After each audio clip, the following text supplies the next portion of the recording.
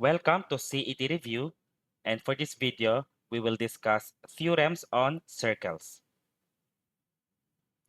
Let's begin with this problem. In the given figure, angle C, the central angle, measures 38 degrees. What is the measurement of angle theta?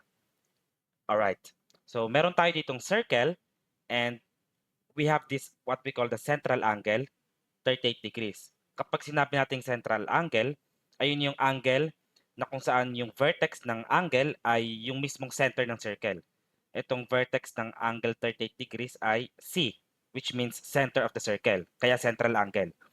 And the question says, what is the measurement of theta? Ngayon, before natin makuha yung measurement ng theta, kailangan muna natin malaman yung measurement ng arc na to. Yan. Yung tinatawag nating subtended arc. Kasi itong inscribed angle na 'to, meron yang subtended arc, ito 'yon, yung arc na 'to. When we say subtended, ayun yung nakat niya, 'di ba? Ito yung arms ng ating angle. So, ito yung arc na tinamaan niya. Ngayon, ang measurement ng arc na 'yan, yung kulay dilaw na 'yan, is equal sa measurement ng central angle. So, dahil 38 degrees 'to, it means 38 degrees din 'to. Okay? Ngayon, alam na natin ang measurement ng subtended arc. Let's proceed to the inscribed angle theorem. Ang sabi sa inscribed angle theorem, yung measurement ng inscribed angle theta is 1/2 of the measurement of the subtended arc measure. At dahil ang subtended arc natin ay 38, so 1/2 times 38 degrees. And if we simplify, theta is equal to 1/2 of 38 degrees is 19. And that's the answer. So the answer is option A.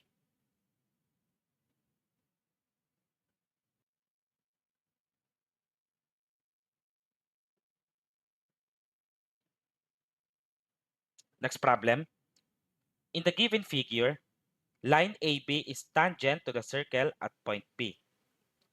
If angle CAB measures 15 degrees, what is the measurement of angle BCA? So we have a figure here. We have this circle, tapos ang center niyan ay yung point C. Tapos ang sabi, line AB is tangent to the circle at point B. Importante yan. Ito yung point B. Tapos ito yung line AB. And according sa may line tangent to a circle theorem, kapag meron kayong tangent line, it creates a right angle with a radius. Okay? Take note, itong CB na to, yan ay radius. Alright? Radius of the circle. So, meron na tayong right angle dyan. And ano pang sabi? Angle CAB measures 15 degrees. So, CAB, ito yon. Ang measurement daw nito ay 15 degrees. The question is, what is the measurement of angle BCA? BCA is this angle. Okay? Tawagin natin yung X. So, anong napansin nyo? Meron tayong triangle. And yung triangle natin, ang angles niyan ay right angle or 90 degrees, 15 degrees, and X degrees. And alam natin, ang sum ng angle sa isang triangle ay 180 degrees. So, kung ipag-add natin lahat yan, starting from X, and then plus 15 degrees, plus the right angle, 90 degrees, they should all equal to 180 degrees. Bakit 180? Well, that's the property of triangle. Therefore, we have to solve for x.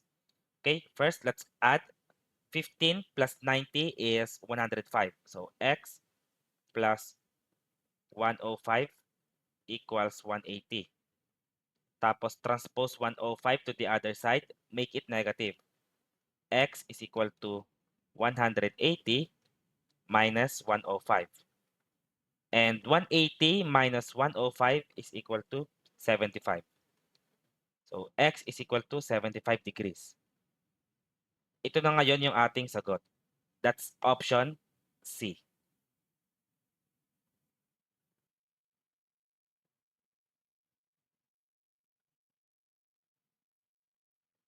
Next problem. In the given figure, Two lines are tangents to a circle at points A and B.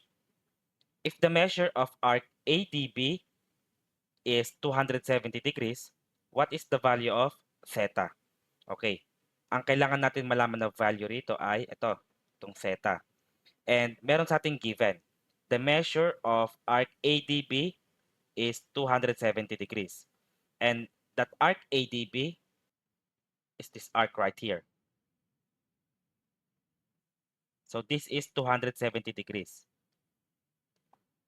Ngayon, ano naman ang measure nito? Okay, yan ang una nating hahanapin. So, the measure of arc AB,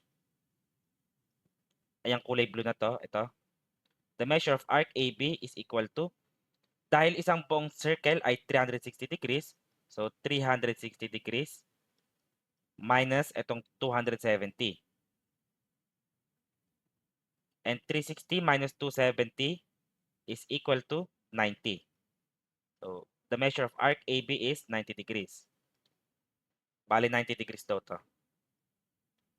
And at this point, gagamitin na natin yung intersecting tangents theorem. According sa intersecting tangents theorem, the measure of this angle theta is equal to 1/2 times the difference between the arc measures. 270, yung mas malaki, 270 degrees minus 90 degrees. So basically, 1/2 times ito minus nito. Alright, let's simplify. 1/2 and then 270 degrees minus 90 is 180 degrees. And 1/2 times 180 is 90. The measure of theta is 90 degrees. The answer is option D.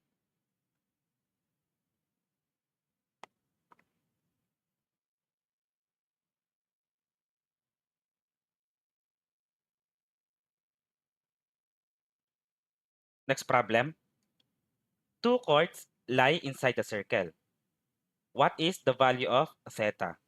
Okay, meron tayong intersecting chords and kailangan natin malaman yung value nito. But first, before natin malaman yung value niyan, we have to find the value of this angle right here. Okay? Tawagin natin tong x. According to angle of intersecting chords theorem, itong measurement na yan ng angle, x is equal to 1/2 of the sum of the intercepted arc measures. So, itong 56 plus 20. Alright? 56 plus 20. Let's proceed. 1/2 times 56 plus 20 is 76. And 1/2 of 76 is 38. So, the measure of x is 38 degrees. Okay? Burahin ko lang to. Ngayon, alam na natin na ito ay 38 degrees. And at this point, i-apply natin yung linear pair postulate. Kasi itong 38 degrees saka theta, pag pinag-add natin yan, meron tayong mapaform na straight line. And straight angle is equal to 180 degrees. So if we add 38 degrees plus angle theta, this is equal to 180 degrees. Transpose natin yung 38 sa kabilang side, magiging negative.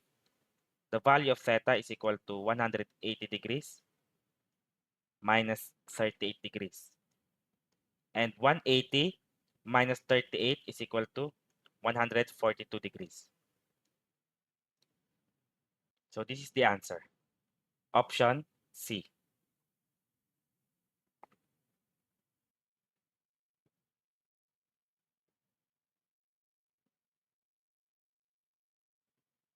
Next problem.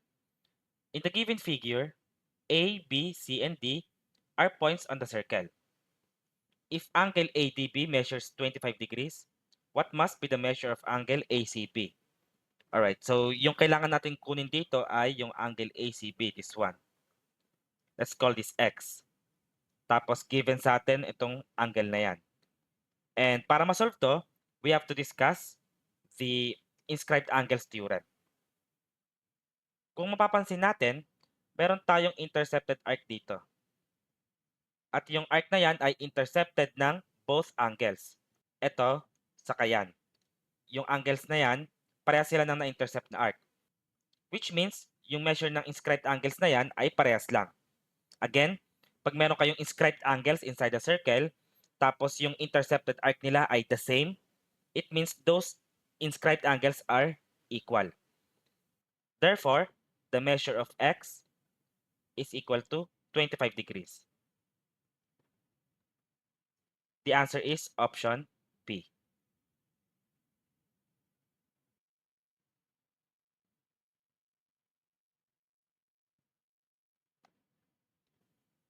Next problem. Given that segments CD and AB are 12 and 18 units long respectively, determine the length of segment BC. Okay. Ito sa ating figure, yung CD ay yung tangent. Tapos itong line na to, ito yung secant. And we will use the intersecting tangent secant theorem. According to the theorem, the square of the tangent line CD squared is equal to the product of the entire segment right here, which is AC. So AC times BC right here, the external tangent or the external secant, sorry. So times BC. And we also know by segment addition property, segment AC, itong mahaba na yan, AC is equal to AB plus BC. Diba? Okay, ngayon, ang gagawin natin ganito. Itong AC, isasubstitute natin yan dito. AC is equal to AB plus BC. Therefore, our equation becomes CD squared is equal to, instead of AC, I'm going to write AB plus BC. So, AB plus BC times BC.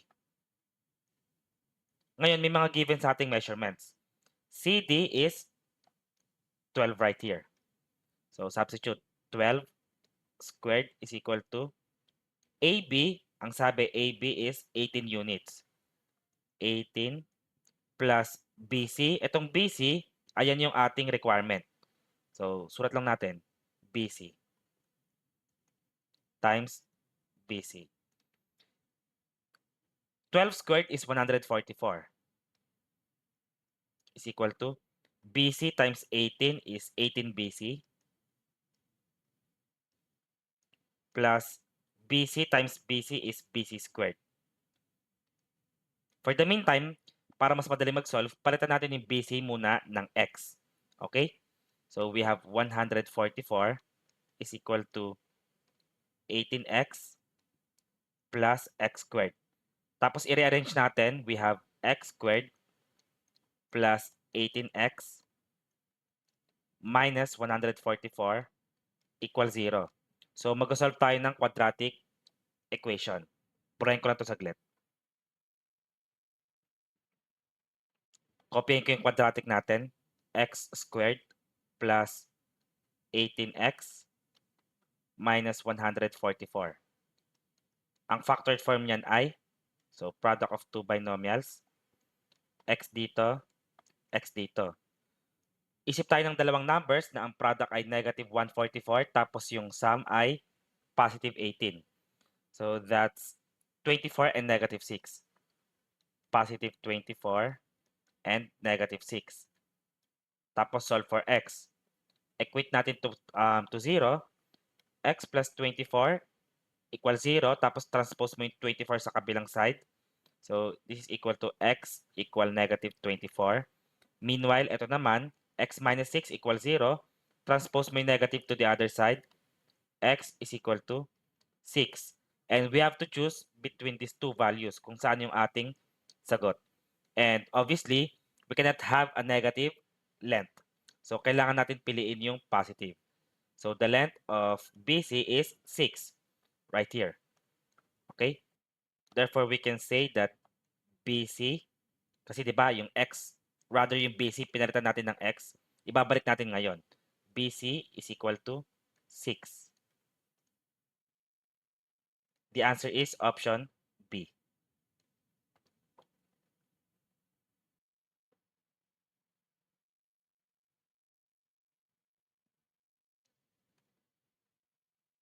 Next problem.